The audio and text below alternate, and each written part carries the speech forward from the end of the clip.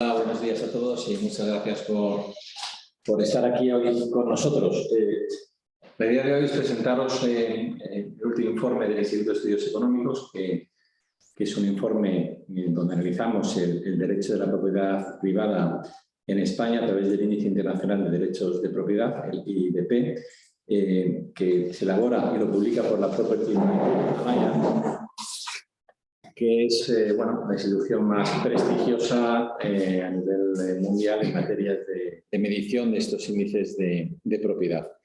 A su vez, hemos aprovechado este informe para hacer un análisis de los últimos desarrollos en el mercado de vivienda, en concreto el proyecto de ley de derecho de propiedad, porque creemos que es uno de los elementos que creemos que ponen más en peligro los derechos de propiedad en España, sobre todo en un sector en el de la vivienda, donde 3/4 partes de la riqueza de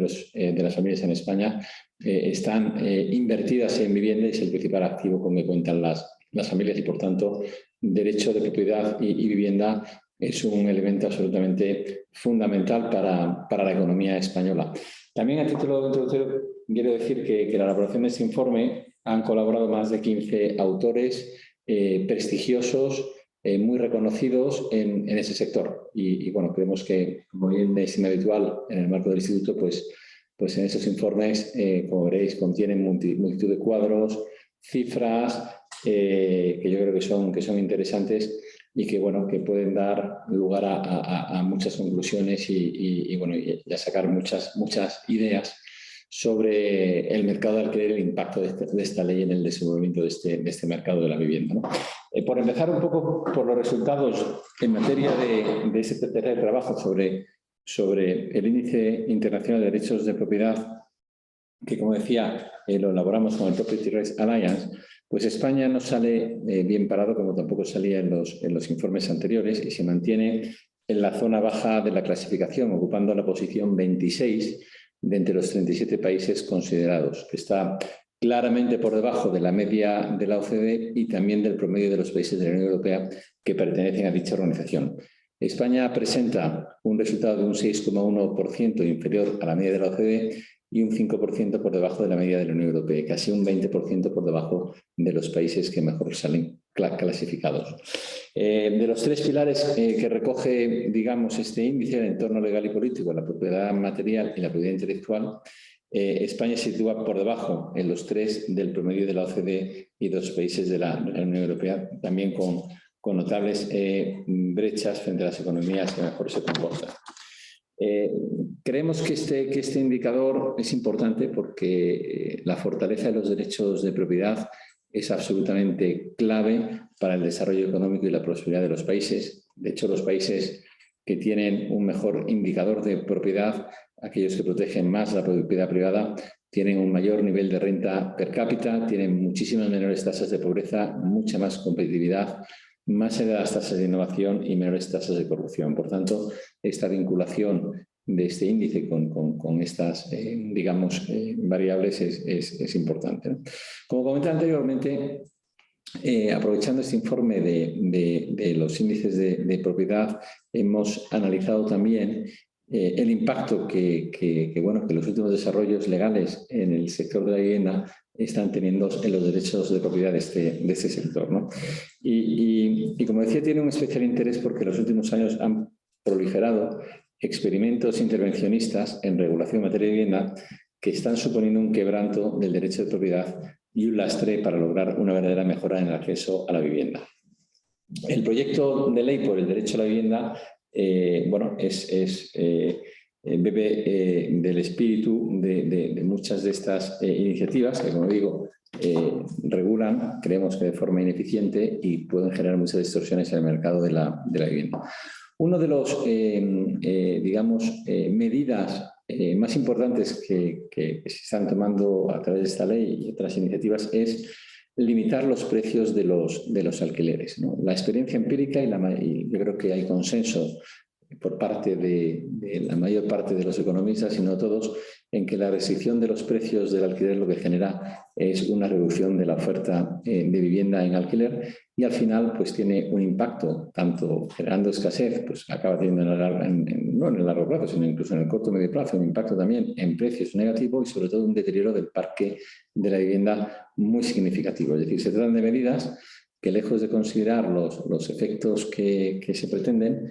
se consiguen los efectos contrarios. De hecho, este informe hace un análisis también bastante pormenorizado de cuál ha sido el impacto en ciudades donde se han introducido medidas de control del precio del alquiler, como es el caso de Nueva York, Boston, Estocolmo, París, o Berlín o San Francisco, cuál está siendo el impacto de este control en el precio de los alquileres. Y bueno, pues en primer lugar se producen situaciones paradigmáticas, ¿no? Se generan mercados duales entre zonas reguladas y zonas no reguladas. Es decir, la zona regulada pues tiene una limitación de ofertas de vivienda de alquiler muy clara y donde además se produce un deterioro muy significativo de estas viviendas porque no se invierte en ellas.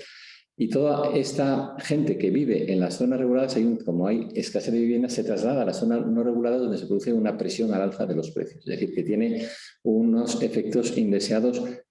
muy notables, ¿no? En segundo lugar, se produce también, y esto yo creo que para España es importante tener en cuenta, una reducción de la movilidad laboral. Es decir, en la medida en que uno está en una casa alquilada por debajo del precio de mercado, pues se produce una clara reducción de la movilidad, que en un país donde la movilidad es absolutamente importante para la reducción de la tasa de desempleo, pues eso es otro de los efectos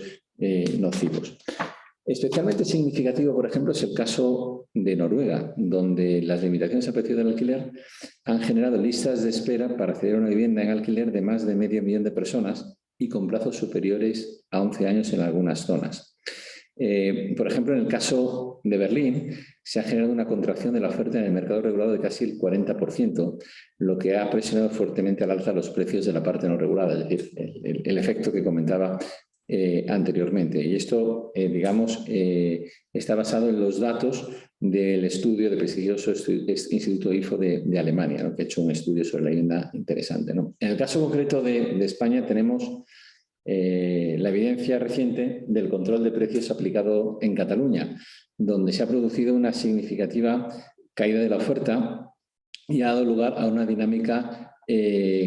muy contraproducente. Por ejemplo, en el caso de Cataluña, donde existen unos precios de referencia, lo que está ocurriendo es que los precios situados por debajo de los precios de referencia están aumentando hasta situarse a niveles cercanos a los precios de referencia. Es decir, está teniendo unos efectos indeseados. Además de que todo el desarrollo normativo en materia de vivienda ha generado una paralización de la nueva obra en Cataluña y está generando también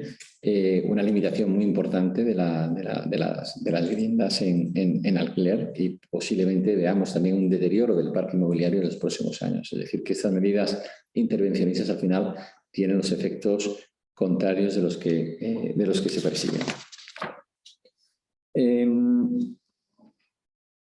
Recientemente, en el contexto de iniciativas para intentar paliar los perjuicios generados por la guerra de Ucrania, hemos asistido a una medida que, si bien no congela los alquileres, impone una limitación drástica en su actualización con un tope del 2%, ¿no? Sin duda alguna,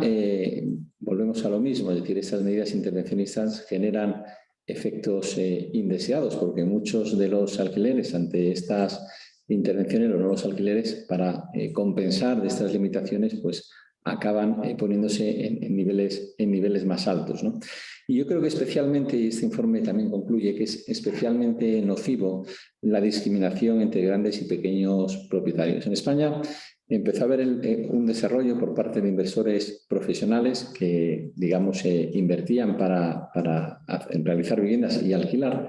que estaban generando una profesionalización del sector, que estaban generando o produciendo viviendas de mucha más calidad. Al tener economías de escala, podían hacer las obras a un menor coste, a un menor precio, podían ofrecer las viviendas en mejores condiciones a los inquilinos, con mayor flexibilidad, es decir, porque tenían un parque inmobiliario importante y cuando una familia, digamos, por ejemplo, pasa de tener una persona a 3 personas, pues podríamos ofrecerle con muy pocos metros de habitación una vivienda más grande o viceversa, una vivienda más pequeña. Es decir, que era un mercado, es un mercado de hecho muy profesional y con mucho más eficiente, y además que aunque es un mercado pequeño dentro de España, apenas es el 4 o 5% de su parque de vivienda, es decir, nuestras parques de vivienda fundamentalmente están propietarios de pequeños propietarios, estaban generando una dinámica, digamos, en la vivienda de alquiler, dinámica que también no era ajena a España, sino la mayor parte de los países europeos, y con ello, digamos, con estos grandes tenedores profesionales, se está modernizando mucho el parque de viviendas, ¿no? Y esta, digamos, tendencia se está truncando, en primer lugar, porque las condiciones con subida de tipos, una fiscalidad muy costosa, etcétera,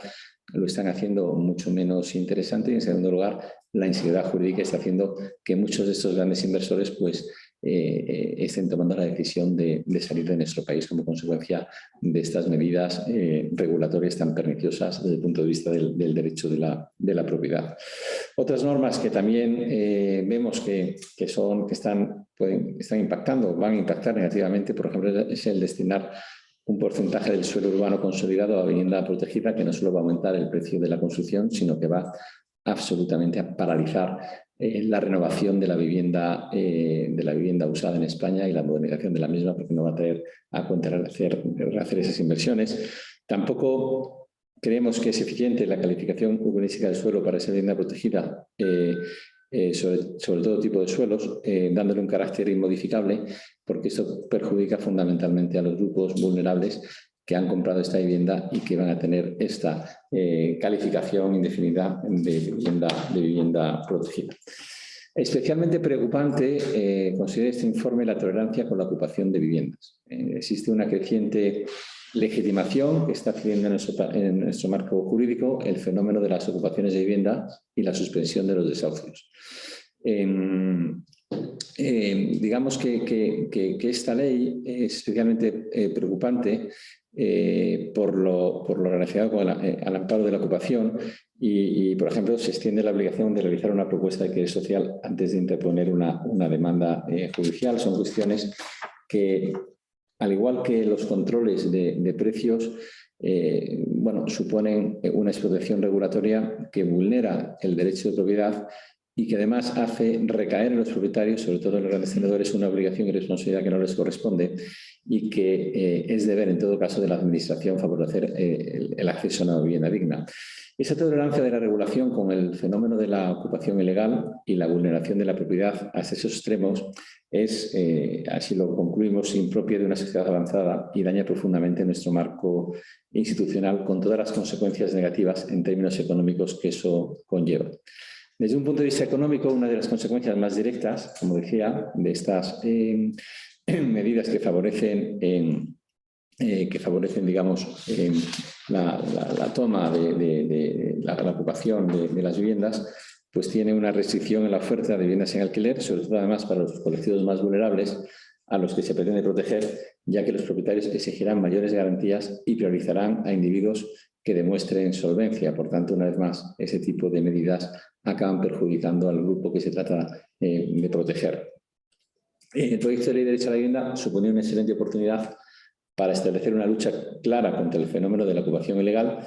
en tanto que sí recae competencialmente en la Administración General del Estado, de manera que aportara claridad al debate competencial y se evitaran los crecientes recursos ante el Tribunal Constitucional sobre las leyes de vivienda de las comunidades autónomas. Sin embargo, se trata de una oportunidad perdida, ya que no se han planteado ni desarrollado esas cuestiones en la futura normativa. Finalmente, el informe, digamos, en línea con las recomendaciones del Fondo Monetario Internacional, del Banco de España y de la mayor parte de instituciones internacionales, hace una serie de propuestas o ideas sobre cuáles deben de ser las medidas encaminadas, digamos, a mejorar la accesibilidad de la vivienda y mejorar la accesibilidad de la vivienda además a los grupos vulnerables. En primer lugar, y un poco en línea con lo que venimos comentando, creemos que es fundamental establecer un marco legal claro, estable y simplificado que proporcione seguridad jurídica a los propietarios, evitando iniciativas normativas que vulneren esta seguridad jurídica. No debería fomentarse una discriminación, además, contra los grandes propietarios, ya que esto limita el desarrollo de empresas especializadas en alquiler de vivienda y, por tanto, perjudica la profesionalización del sector. En segundo lugar, creemos que se debe promover una mayor agilidad y eficiencia del sistema judicial a la hora de resolver todos estos conflictos. En relación con la ocupación ilegal, debemos equipararnos con las mejores prácticas existentes en la mayoría de los países europeos y tomarlas como referencia, para lo cual es necesario elevar las penas de estos delitos, así como agilizar y facilitar los procesos de recuperación de la propiedad. En tercer lugar, y como también reiteran los principales organismos internacionales, se ha de reducir la asimetría existente entre la protección legal del inquilino y la del propietario. Existe una evidencia internacional que muestra una relación positiva entre el grado de protección jurídica del propietario, la calidad, precio de los alquileres de vivienda y la oferta de vivienda en alquiler. También es necesario promover la vivienda social en alquiler y para ello creemos que la colaboración público-privada es absolutamente fundamental. Existe en la actualidad ofertas por parte de algunos de esos fondos especializados en alquiler de viviendas por poner a disposición del gobierno 30.000 viviendas en alquiler para grupos sociales vulnerables y creemos que esta es la forma de trabajar y de mejorar la accesibilidad de la vivienda. Por último, también el informe recoge o apunta al establecimiento de incentivos fiscales para la construcción de vivienda para alquiler en zonas de escasez, sujetos a determinados requisitos para orientar la oferta. Se debe mejorar la normativa fiscal vinculada a las empresas dedicadas al arrendamiento para favorecer ese tipo de inversiones. Básicamente se trata, y ya para concluir, de un informe muy exhaustivo. Bueno, tiene cerca de 300 hojas y, como decía, bueno, recoge el análisis de grandes expertos del sector y también recoge pues, bueno, muchas experiencias internacionales y muchos datos que están aquí contenidos en el informe. Muchas gracias.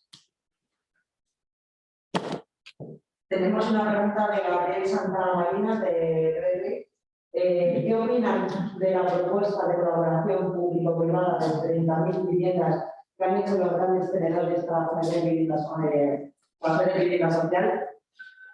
Pues nos parece una iniciativa que va en la dirección correcta, como apuntaba anteriormente, de la colaboración público-privada, donde digamos que las administraciones públicas tienen que facilitar la provisión de suelo para la realización de viviendas, en concreto de viviendas, en este caso, para digamos, personas vulnerables. Y esta es una buena iniciativa que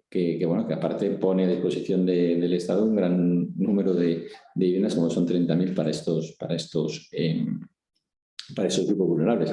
Y filosóficamente lo venimos diciendo hace mucho tiempo. El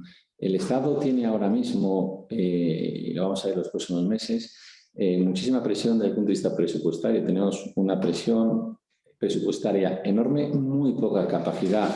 de actuación y yo creo que hay que contar con el sector privado muchas veces porque es mucho más eficiente a la hora de proveer determinados servicios o determinados bienes. Y desde luego la mejor forma para que el sector privado contribuya no es, digamos, desincentivarlo y machacarlo a través de una normativa perjudicial desde el punto de vista de la propiedad privada, sino tener una norma estable que les permita desarrollarse de forma normal y bueno, yo creo que ese es un claro ejemplo también de colaboración público-privada. No sé, ¿alguna pregunta más?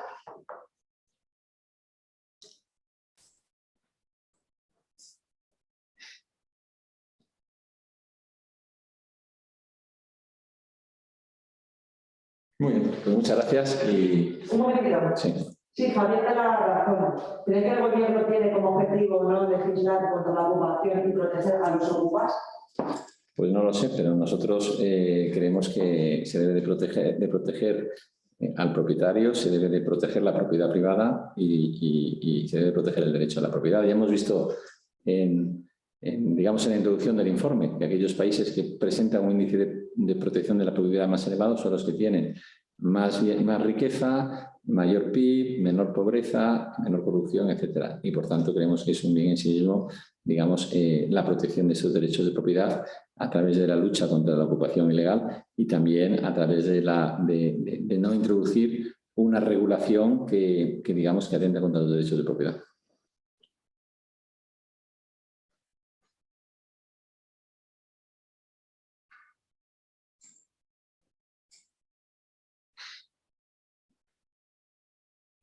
¿Puedo hacer una pregunta yo? Soy Miguel Valverde, de Expansión. Sí.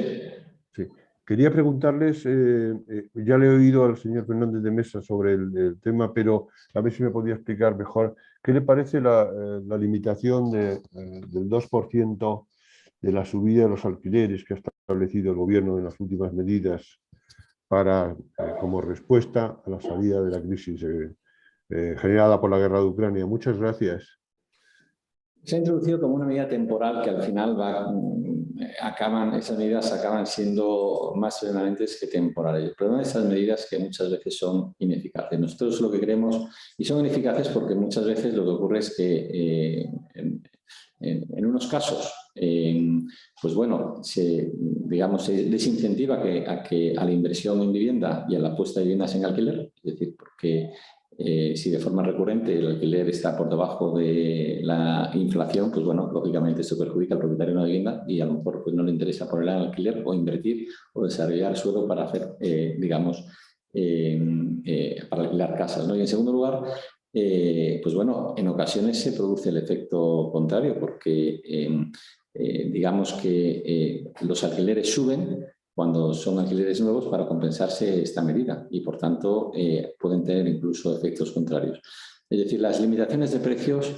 y el intervencionismo en el mercado acaba generando rigideces e ineficiencias que se acaban pagando al cabo de una serie de años. Es decir, todos los países que han regulado precios en materia de vivienda han acabado teniendo un deterioro muy importante de su parque inmobiliario y acaban perjudicando además a la parte de la población más vulnerable porque el Estado no es capaz de proveer con vivienda asequible a estas personas.